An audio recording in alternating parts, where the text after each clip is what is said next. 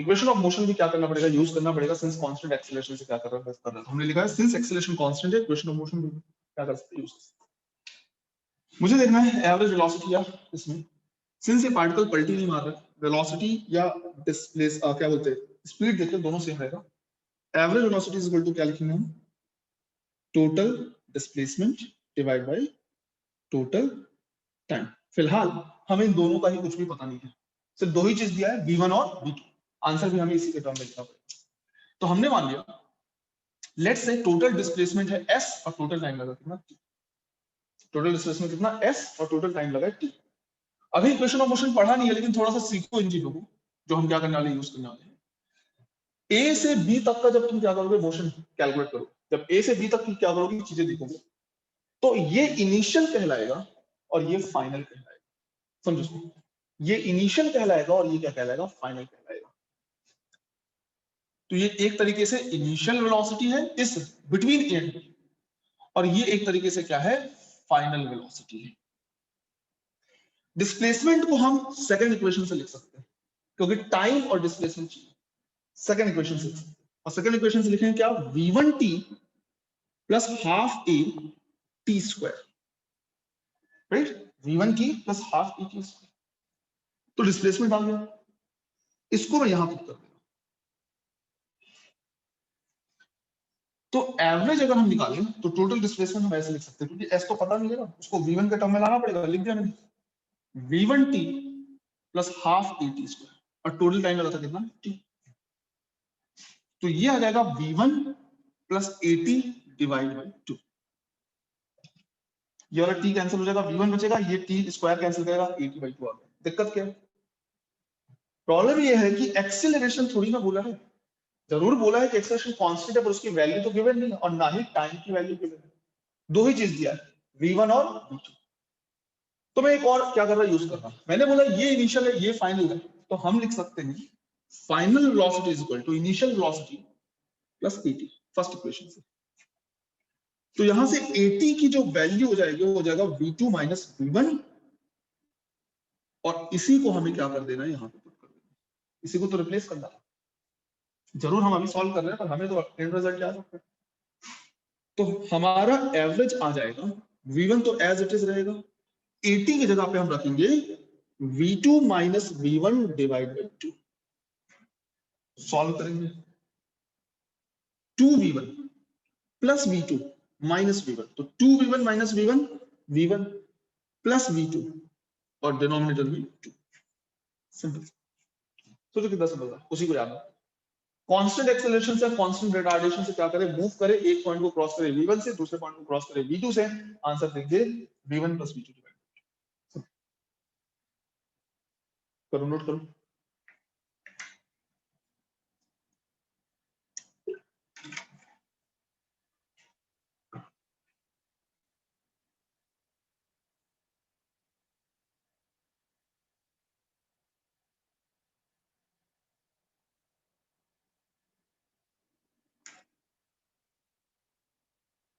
जब equation of motion ना दिया हो, राइट, मान लो क्या है, इक्वेशन ऑफ मोशन ना दिया हो, नॉर्मल कोई किसी तरह का इक्वेशन दे दे, दूसरे टाइप का इक्वेशन दे दे, टाइम डिपेंडेंट इक्वेशन, तो कैसे सॉल्व करें।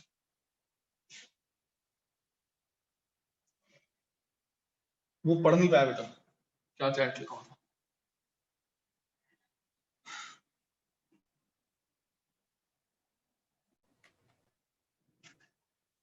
चलो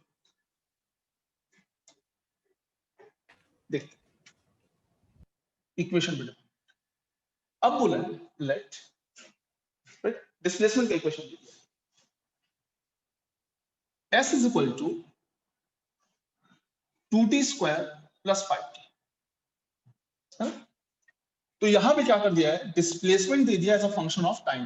डिस्प्लेसमेंट जो है as a function of time, displacement दिया जाता है किससे, 2t square plus 5t। Question पूछा है, let me if, then find average velocity for 5 seconds and instantaneous velocity for 5th second। ध्यान से देखो लैंग्वेज, एवरेज वेलोसिटी ही बोला है 5 सेकंड के लिए, तो 5 सेकंड का इंटरवल क्या होता है? 5 सेकंड, टोटल 5 सेकंड का टाइम इंटरवल है।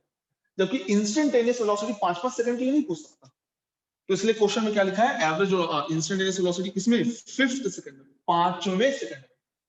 5 सेकंड मतलब टाइम इंटरवल 5 सेकंड, 5वें सेकंड मतलब टाइम इंटरवल 1 सेकंड का, दोनों को। डिफरेंशिएशन में कैसे इंस्टेंटेनियस निकालते हैं, डिफरेंशिएट करके वो भी बताया हुआ है, एक बार करो फिर समझो।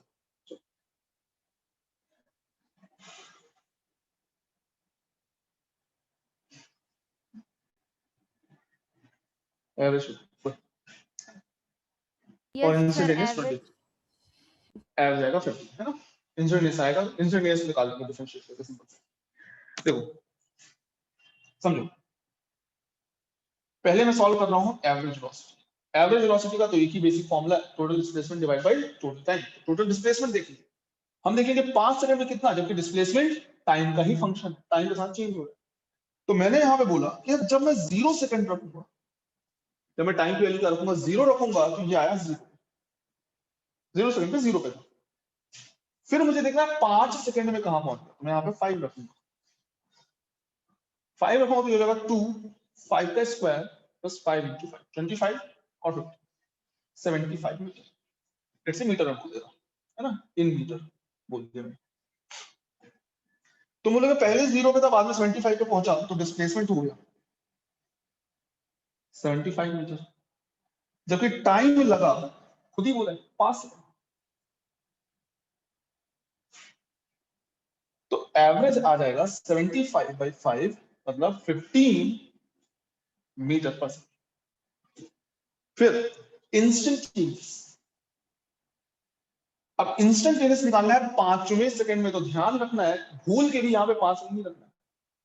जब वेलोसिटी निकालना है और 5वें सेकंड में निकालना है, तो सबसे पहला काम होता है वेलोसिटी का इक्वेशन लाना। सबसे पहले होता है वेलोसिटी का इक्वेशन लाना। फॉर्मूला है v instantaneous is equal to ds by dt। सबसे पहले तो वेलोसिटी का इक्वेशन लाओगे, उसके बाद ही तुम क्या करोगे सॉल्व। तो यहां से लिखा जाएगा d by dt of s का फॉर्मूला। s क्या दिया है? 2t square plus 5t, 2t square plus 5। Differentiate करोगे तो हो जाएगा 4t प्लस 5। तो ये जो आ गया है, ये आ गया किसका इक्वेशन? वेलोसिटी, इंस्टेंटेनियस वेलोसिटी का इक्वेशन आ गया। अब निकालना है कब? t की वैल्यू 5वां सेकंड। तुम बोलोगे v इंस्टेंटेनियस हो जाएगा 4 मल्टीप्लाइड बाय 5 प्लस 5, आंसर आएगा 25 मीटर पर सेकंड। बिल्कुल सही।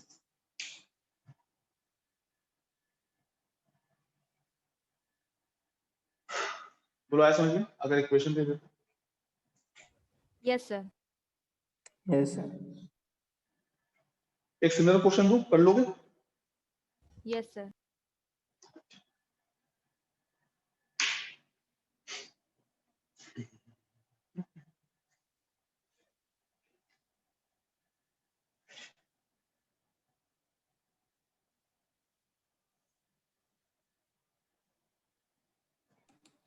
सर हाँ, सर वो इंस्टेंटेनियस वेलोसिटी में टी की जगह 5 पुट करेंगे। ठीक है, जगह पे 5 पुट करेंगे क्योंकि 5वां सेकंड बोला है। Displacement as a function of time दिया है, s t is equal to 2t square plus 3t plus 10 metre. Question पूछा है find average velocity for 5 second and instantaneous velocity in second, दूसरे सेकंड।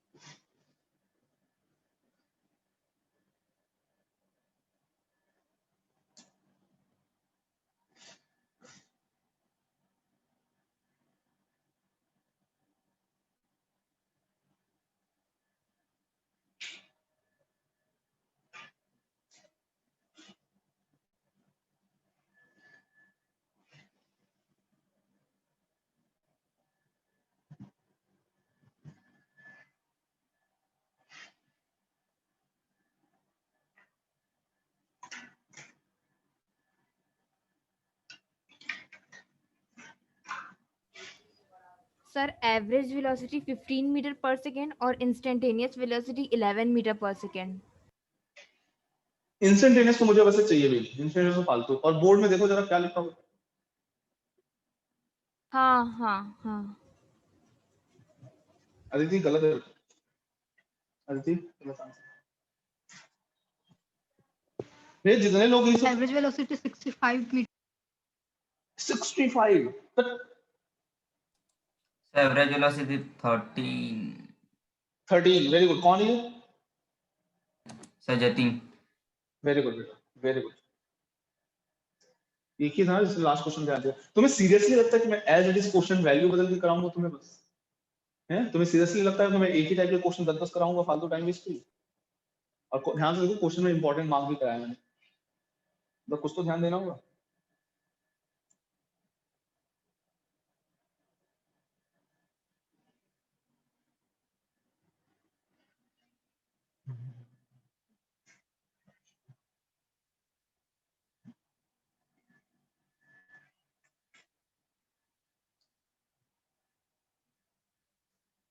जतिन 13 कैसे आ रहा है? सर 10 का 0 लिए।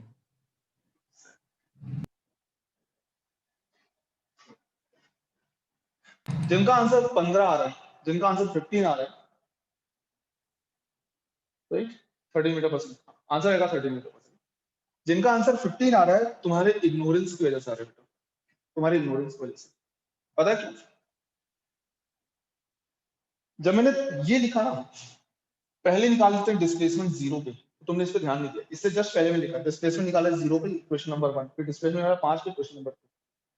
तुमने सोचा कि यार जीरो लिख के क्या ही हो जाएगा। जब तुम डिस्प्लेसमेंट निकालोगे जीरो पे तो ये आएगा 10 मीटर। फिर जब तुम निकालोगे डिस्प्लेसमेंट 5 पे, फिर कुछ भी लिखा जाता है, काम क्यों लिखा जाता है, पूरा ऐड करोगे तो ये आएगा 75 मीटर। अब इसका मतलब समझो। इसका मतलब ये है कि जिस रेफरेंस पॉइंट से तुम क्या कर रहे हो, कैलकुलेट कर रहे हो, तो t इज इक्वल टू 0 पे ऑलरेडी ये किसी 10 मीटर पे खड़ा था, और t is equal to 5 second में ये उस पॉइंट से 75 मीटर पे खड़ा था। तो पहले 0 पे t इज इक्वल टू 0 पे ऑलरेडी वो 10 पे था, तो क्या इसका डिस्प्लेसमेंट 75 हुआ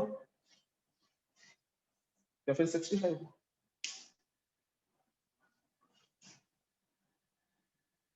डिस्प्लेसमेंट होगा 75 माइनस 10 दैट इज 65 मीटर। मुझे चाहिए भी नहीं। कितने टाइम में? 5 सेकंड में।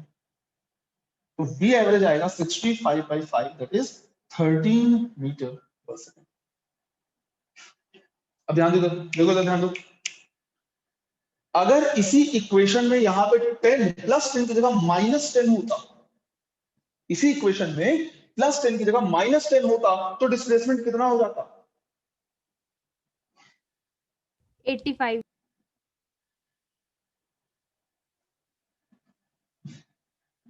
इसी इक्वेशन में डिस्प्ले यहां पे 10 प्लस 10 की जगह माइनस 10 हो जाता, तो डिस्प्लेसमेंट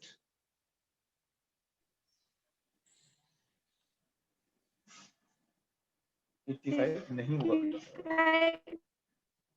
85 नहीं होगा। आंसर अभी भी 65 ही होगा। सोचो, जब तुम 0 पे रखोगे तो ये -10 पे खड़ा होगा, -10 पे। जब तुम 5 Yes, पे sir. देखोगे तो आंसर हाँ 55 आएगा, हाँ 55 हाँ आएगा। हाँ। तो -10 से +55 डिस्प्लेसमेंट कितना?